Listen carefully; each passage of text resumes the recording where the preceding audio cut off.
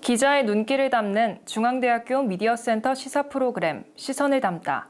학내 언론사 중대신문과 UBS의 기자가 만나 사회문화의 시사 이슈를 중심으로 이야기를 나눕니다. 저는 오늘 시선을 담다 진행을 맡은 중대방송국 UBS 기자 도보민입니다. 이번 회차의 주제는 바로 영화로 보는 시대별 가족의 변천사입니다.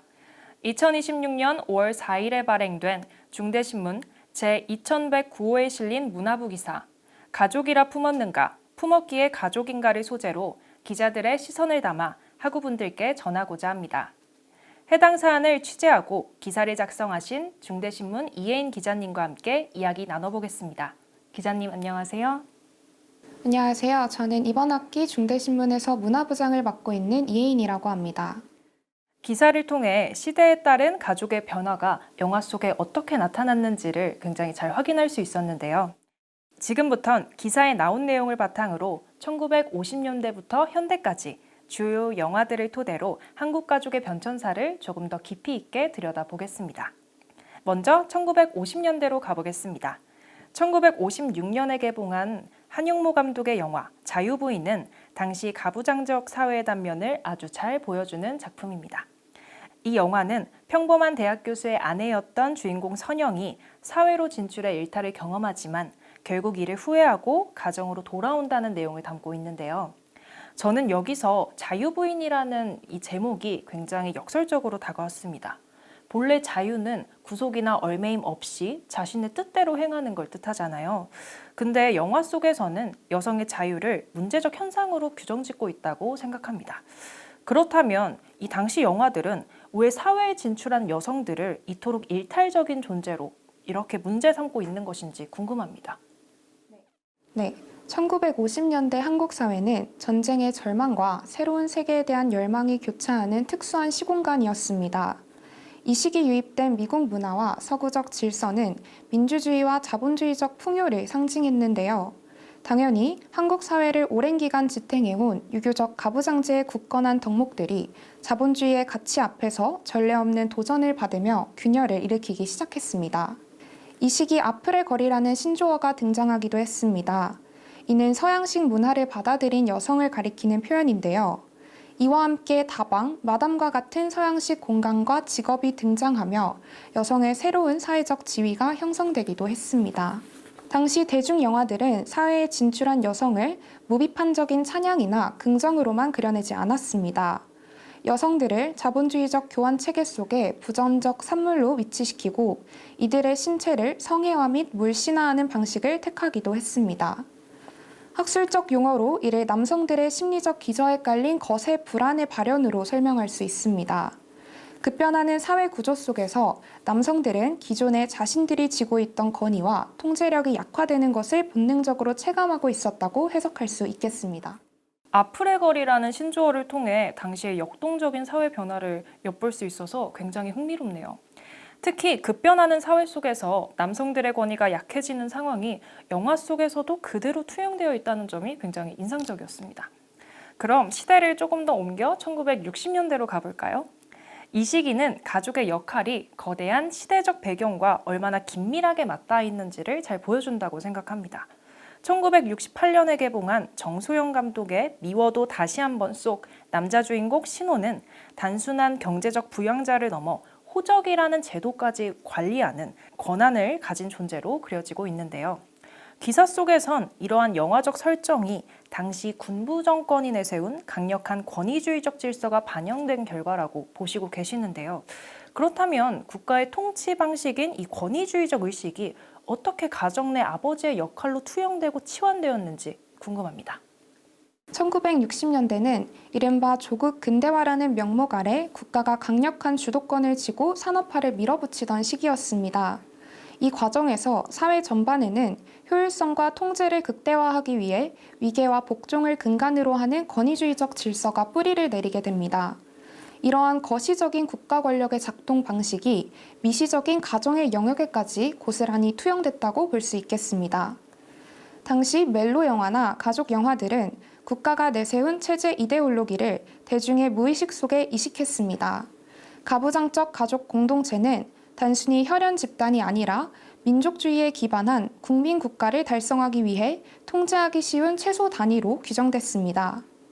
사회 전체가 하나의 거대한 가부장제처럼 굴러가기 위해 스크린 속 가정에서도 아버지를 중심으로 한 권위주의적 가족 윤리가 그 어느 때보다 강력하게 요새화되고 재구축됐다고 볼 수 있겠습니다. 국가의 통치 방식이 가족의 영역에까지 투영됐다는 점이 굉장히 신선한 지점인 것 같습니다.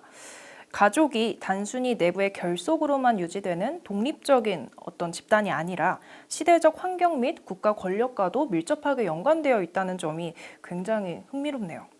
이후 1970년대와 1980년대는 산업화로 인한 가족의 해체와 영화 자율화 조치가 맞물리며 영화 속 가족의 모습이 크게 달라지는 시기입니다. 저는 특히 이때부터 영화 내부에서 당연하게 작동하던 가부장제로부터 점차 벗어나기 시작했다는 점이 굉장히 흥미로웠는데요. 이전까지는 가부장제라는 굳건한 틀 안에서 가족을 신화처럼 이상적으로 표장해 왔다면 이제는 그 프레임을 벗어 던지고 가족 내부의 억압과 갈등, 즉 가족의 민낯을 보여주고 있죠. 기사에서도 이 시기 한국 영화 속 가족 서사의 비중이 이전보다 줄어들고 가족을 바라보는 시선도 달라졌다고 설명해 주셨는데요. 그렇다면 당시 영화에서 가족 서사 자체가 줄어들게 된 구체적인 시대적 배경은 무엇이며 또 이 시대에 등장했던 가족 영화들은 과거에 비교해 가족의 모습을 어떻게 묘사하고 있는지도 궁금합니다. 1970년대 한국 영화에서는 가족 서사가 많이 사라진 것을 알 수 있습니다. 당시 영화가 총력 안보와 새마을 운동과 같은 국가 정책 속에서 청년을 직접적인 계몽과 동원의 대상으로 설정했고 그 결과 가족 중심 서사보다 대학생과 청년을 중심으로 한 서사가 적극적으로 제작되면서 가족 서사가 감소한 것입니다. 뿐만 아니라 텔레비전의 보급화로 가족 관계에게 영화관 이탈을 초래했고 자연스럽게 대학생을 중심으로 한 청년층이 새로운 관객으로 부상하면서 가족 서사가 청년 서사로 대체된 것이라고 볼 수 있습니다. 이후 1980년대는 한국 영화 산업의 근본적인 패러다임이 전환되는 시기였습니다. 영화법 개정과 외국 영화의 수입 자유화 조치 등이 시행되면서 영화계는 이전의 획일적인 국가 통제 중심에서 철저한 시장 경쟁 중심으로 재편됐습니다. 더 이상 1960년대처럼 가족 공동체 유지나 도덕적 교화라는 국가적 이데올로기를 영화가 일방적으로 대변할 이유가 없어지면서 스크린 속 가족을 바라보는 시선과 서사 방식이 역시 훨씬 더 다원화되고 자유로워진 것입니다. 1980년대 영화에 이르러 가족은 더 이상 외부의 위협으로부터 구성원을 보호하는 낭만적인 피난처나 절대적인 성역으로 재현되지 않습니다. 대신 급변하는 자본주의적 사회 질서 속에서 부양자로서의 아버지, 희생적인 어머니 등 전통적인 역할의 무게로 인해 갈등하고 충돌하는 현실의 공간이자 권력투쟁의 장으로 노골화되기 시작했습니다. 그럼 이제 1990년대로 시선을 옮겨보겠습니다. 기사에서는 1997년 외환위기를 기점으로 그동안 굳건했던 아버지들의 절대적인 권위가 스크린 속에서 붕괴되는 지점을 짚어주셨는데요. 저는 이 대목을 읽으며 가부장이라는 무거운 타이틀이 단지 권력의 상징일 뿐만 아니라 남성들에게는 경제력을 갖춘 강인한 부양자로서의 책임을 갖게 하는 일종의 족쇄일 수도 있겠다는 생각이 들었습니다. 동시에 그 책임감이 경제 위기 앞에서 얼마나 위태롭게 흔들릴 수 있는지도 잘 볼 수 있었죠. 그렇다면 이처럼 거대한 경제적 충격으로 가부장적 한계가 여실히 드러난 1990년대 후반의 한국 영화들은 붕괴된 가부장제의 모습을 과거 영화들과 비교해 어떻게 다르게 묘사하고 있는지도 궁금합니다. 1997년 IMF 외환위기는 한국 사회를 지탱하던 가장 거대한 허구를 종식시켰습니다. 그것은 바로 가부장이 경제력을 무기로 사회와 가정을 이끌며 무한 성장을 지속할 수 있다는 근대적 가부장제 신화의 붕괴입니다. 단순한 경제적 쇼크를 넘어선 이 구조적 붕괴는 한국 영화계에서도 엄청난 파장을 일으켰습니다. 이전 시대의 영화들이 경제력을 상실한 가부장의 위기를 개인의 갈등으로 봉합하려 했다면 1990년대 후반의 영화들은 무한 경쟁 사회가 만들어낸 가부장제의 폐해를 직접적으로 비판하는 방향으로 선회하게 된 것입니다. 그러면 이어서 관련 질문 드리겠습니다. 1997년 외환위기를 기점으로 한국 사회의 가부장적 권위가 급격히 약화됐고 심지어는 비판하는 방향으로 바뀌었다고 말씀해 주셨습니다. 제가 기사 속에서 특히 인상적이었던 점은 한국의 가부장제가 단순히 유교적 전통에만 뿌리를 둔 것이 아니라 국가 경제 성장이라는 거대한 이념과 결합되어 있었다는 사실인데요. 저는 이 경제 성장과 가부장의 결합이 한국만의 특수한 상황은 아닐 수 있다고 생각합니다. 실제로 여러 나라의 산업화 과정을 살펴보면 남성이 경제적 우위를 점하고 부양자 역할을 수행하는 사례를 어렵지 않게 살펴볼 수 있는데요. 이를 보여주는 대표적인 사례로 영화 신데렐라맨을 들 수 있습니다. 이 작품은 1990년대 미국의 경제 대공황이라는 전 세계적 경제 위기 속에서 한 가정이 위기를 겪고 붕괴되는 과정을 보여줍니다. 평생을 강인한 부양자로 살아왔던 주인공이 실직 이후 가족을 위해서 도움을 구하러 다니고 무너지는 모습은 한국 아버지들이 1997년 외환위기 속에서 경험했던 상실감과도 어느 정도 맞닿아 있다고 생각합니다. 그런데 이 영화에서 흥미로운 점은 아버지가 경제력을 잃고 무너지는 절망적인 상황 속에서도 남은 가족들은 오히려 그를 보듬고 끈끈하게 연대하며 위기를 돌파해 나간다는 것인데요. 경제적 부양 능력이 사라졌음에도 결국 가족이라는 공동체는 유지된 것이죠. 그렇다면 1990년대 외환위기를 맞은 한국 영화 속 가족들의 모습은 이와 비교해서 어땠을까요? 거대한 경제 위기로 절대적인 부양자였던 아버지의 역할이 붕괴됐을 때 당시 영화들은 그 아버지를 지켜보는 남겨진 가족들을 어떻게 묘사하고 있는지 궁금합니다. 네, 1990년대 영화 속 아버지는 더 이상 강인하고 무결점의 지배자가 아닙니다. 대신에 부드럽고 다정하거나 비극적 운명 앞에서 속수무책으로 무너지는 매우 나약하고 순정적인 존재로 그려집니다. 피에르 부르디에의 지적을 빌리자면 한국 남성들은 사회적 무거운 짐으로부터 강요받던 남성성을 스스로 감당하지 못하게 됐고 결국 내면의 불안을 노출하며 자신을 연민과 동정의 대상으로 주변화했다고 볼 수 있겠습니다. 이창동 감독의 초록 물고기는 1990년대 가부장 중심의 전통적 질서가 얼마나 완벽하게 붕괴되었는지를 증명하는 매우 상징적인 영화입니다. 영화 속 막동의 가족에는 아버지가 부재한데요. 그 경제적 결핍 속에서 막내인 막동은 흩어진 가족을 모으기 위해 스스로 폭력 조직에 들어가 가짜 가부장의 자리를 대신하려 하지만 결국 참혹하게 파멸하고 맙니다. 이는 가부장제의 실패를 드러내는 동시에 아버지 세대뿐만 아니라 이를 이어받은 아들 세대에서도 가부장제의 질서를 다시 회복시킬 수 없다는 점을 여실히 보여줍니다. 막동이라는 캐릭터가 아버지를 대신해 가족을 일으키려 하지만 결국 실패한다는 점에서 가부장제 계승이 불가능해진 당시 시대적 현실을 잘 보여주는 것 같아 인상적입니다. 이제 과거를 지나 현대 가족의 모습을 좀 살펴보려고 하는데요. 현대의 가족은 혈연이나 제도를 넘어 정서적 유대를 나누고 서로를 돌보는 관계 그 자체에 방점이 찍혀 있습니다. 저는 이 부분을 읽으며 2024년에 개봉한 영화 대도시의 사랑법이 생각났는데요. 영화 속 두 주인공 제이와 흥수는 연인도 부부도 남매도 아닙니다. 그들은 한 공간에 머물며 서로의 아픔을 보듬고 세상의 편견으로부터 서로를 지켜내는 관계죠.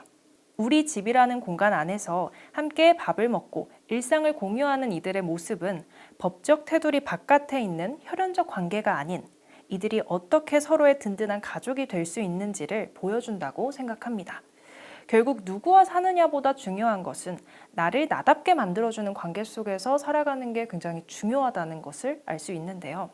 그렇다면 우리가 앞으로 영화나 미디어를 통해 더 많이 발굴하고 조명해야 할 새로운 가족의 형태가 어떤 모습이어야 할까요? 그리고 그 형태를 넘어선 진정한 돌봄의 공동체가 우리 사회에 보편적으로 뿌리내리기 위해서 우리는 가족에 대해 어떠한 질문을 던지며 살아가야 할지 기자님의 생각이 듣고 싶습니다. 향후 한국 영화에서 가족은 단순히 피로 맺어진 당위적이고 절대적인 제도로서의 지위를 완전히 상실할 것이라고 분석됩니다. 이는 불확실한 현실 속에서 각자 도생하던 개인들이 타인과 어떻게 연대할 것인지가 중요한 서사로 자리 잡는다는 의미입니다. 앞서 말씀해 주셨던 대로 대도시의 사랑법 또한 이와 같은 사례로 해석될 수 있겠죠. 가족은 서로의 가장 연약한 취약성을 어떻게 돌보며 살아갈 수 있을지를 묻는 실험의 장으로서 끊임없이 진화할 것이라고 생각합니다. 저는 여기서 돌봄이라는 키워드를 우리가 새롭게 던져야 할 질문으로 바라보고 싶습니다. 혈연이 아니더라도, 그리고 그것이 꼭 사람이 아니더라도 우리는 서로를 보듬고 돌볼 수 있습니다. 친구끼리도 서로를 돌볼 수 있고 반려동물이 때로는 우리의 정서적 지지자가 되기도 합니다. 저는 이러한 관계들까지도 가족이라는 개념으로 확장해 볼 수 있다고 생각합니다.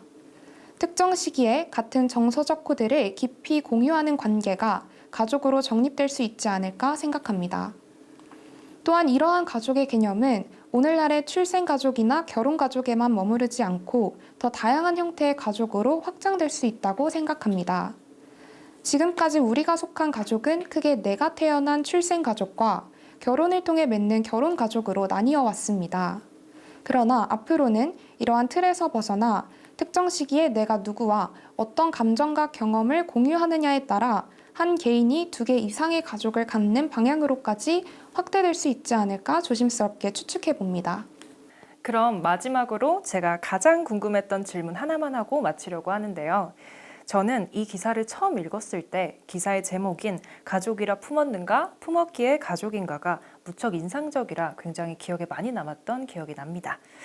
기사 초반에는 가부장제나 권위주의에 관련된 내용이 등장해 이 품었다의 주체가 아버지를 의미하는 것일 수도 있겠다는 생각이 들었습니다. 그런데 읽다 보니 이 가족이라 품었는가가 과거 혈연 중심으로 맺어질 수밖에 없었던 가족의 형태를 의미하고 품었기에 가족인가는 현대 사회의 선택적인 연결 속에서 만들어지는 가족의 모습을 담고 있다는 생각도 들었는데요. 그래서 이 제목을 의문문으로 표현하신 이유 역시 독자들에게 다양한 가족의 형태와 의미를 고민해보게 만들려는 의도가 있지 않았을까라고 조심스럽게 추측해 봅니다. 이처럼 여러 방향으로 해석될 수 있는 제목이라 더욱 인상 깊었던 것 같은데 어떤 의도와 의미를 담아 이렇게 제목을 작성하게 되셨는지 궁금합니다. 네, 말씀해 주신 바와 같습니다. 기자의 의도를 너무 잘 해석해 주셔서 놀랐는데요. 기사는 한국 영화 속 가족이 시대의 흐름을 거쳐 어떤 방식으로 다뤄져 왔는가를 조망하고자 하는 취지로 기획됐습니다. 지금보다 유교적 이데올로기가 공고했던 시기에는 가족의 구성이 가부장을 중심으로 이뤄졌기 때문에 가족의 변천사를 따라가고자 했으나 따라와 보니 자연스럽게 가부장의 변천사를 따라오게 된 듯한 느낌도 듭니다. 이전 시기의 가족의 모습에서는 북건을 바탕으로 하나 된 듯한 모습을 포착할 수 있습니다. 아버지라는 존재의 도덕적 옳고 그름과는 별개로 아버지가 가족의 중심이자 가족을 품는 주체였다는 것은 부정할 수가 없죠. 따라서 가족이라 품었는가의 주체는 아버지로서 가부장제가 공고했던 시기의 가족을 빗댄 것입니다. 그러나 시대적 변화로 인해 가부장의 권위는 이전만큼 공고하지 않게 됐습니다. 가족의 중심이 더 이상 아버지로만 구성되지 않으며 아버지, 어머니, 자녀로 구성된 핵가족의 형태 또한 가족을 떠올릴 때의 고정적인 이미지가 아니게 됐습니다. 현대 영화가 포착하는 가족의 모습은 기존의 이상적이고 전통적인 형태를 벗어나 더욱 구체적이고 다원화된 양상을 띠고 있습니다. 품었기에 가족인가는 이를 빗댄 표현입니다. 혈연으로 엮인 가족이기 때문에 품고 돌보는 것이 아니라 오늘날의 가족은 서로를 품고 보듬을 수 있기 때문에 가족이 될 수 있다는 점을 강조하고자 했던 의도였습니다. 현대의 영화들은 가족에 대한 다양한 이미지들을 제시하고 있지만 그럼에도 불구하고 우리가 주류적으로 떠올리는 가족의 모습은 여전히 매우 제한적이고 고정적이라고 생각합니다. 누군가에게 가족의 모습을 그려보라고 한다면 그 그림이 어떨지는 깊게 고민하지 않아도 어느 정도 예상할 수 있죠. 그러나 그런 고정적인 이미지는 다양성을 추구하는 오늘날의 사회와는 맞지 않다고 생각합니다. 실제 우리의 삶만 보더라도 이혼율은 여전히 높고 비혼 출산도 증가하고 있습니다. 딩크족이 존재하며 국제결혼도 늘어나고 있고 반려동물을 가족처럼 돌보는 사람들도 많아졌습니다. 또한 동성 간의 사랑 역시 우리 사회에 분명 존재하죠. 저는 이러한 다양성 또한 우리 사회의 일반적인 가족 개념 안에 포함될 수 있어야 한다고 생각합니다. 그리고 그 다양성이 확대될 때 우리 사회가 바라볼 수 있는 시야 역시 더 넓어질 수 있을 것입니다. 그런 의미에서 의문형으로 제목을 구성했습니다.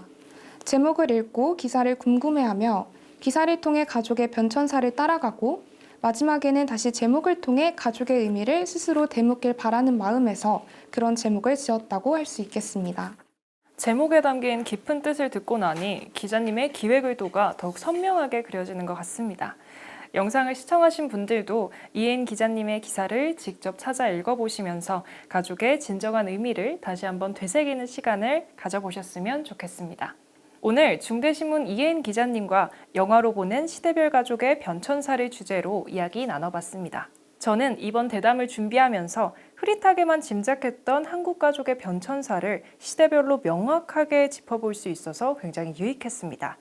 특히 영화라는 친숙한 매체를 예시로 들어 설명해 주시니까 자칫 딱딱할 수 있는 이 역사적 구조적 배경도 이해가 굉장히 잘 되더라고요. 가족의 의미가 환경과 당시 시대적 배경에 따라 어떻게 변해왔고 또 어떤 영향을 받았는지 그 체계를 탄탄히 잡고 설명해 주셔서 시간 가는 줄 모르고 빠져들었던 것 같습니다.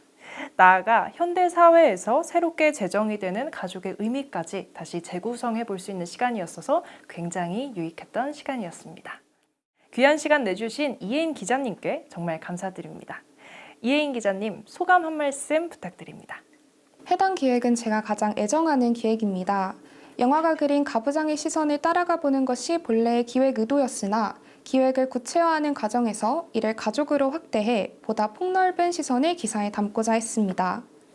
한국 전쟁 이후 산업화, 도시화 등의 한국의 역사적 맥락 속에서 가족의 의미가 어떻게 변형되어 왔는지가 해당 기사가 줄 수 있는 가장 중요한 시사점이라고 판단됩니다. 이를 바탕으로 현대사회에서 가족이 어떤 의미를 지니는지까지 확장해 생각해 볼 수 있다면 기자로서 오늘 이 자리가 더할 나위 없이 뿌듯하게 느껴질 것 같습니다. 지금까지 기자의 눈길을 담는 중앙대학교 미디어센터 시사 프로그램 시선을 담다였습니다. 시청해주신 여러분 고맙습니다.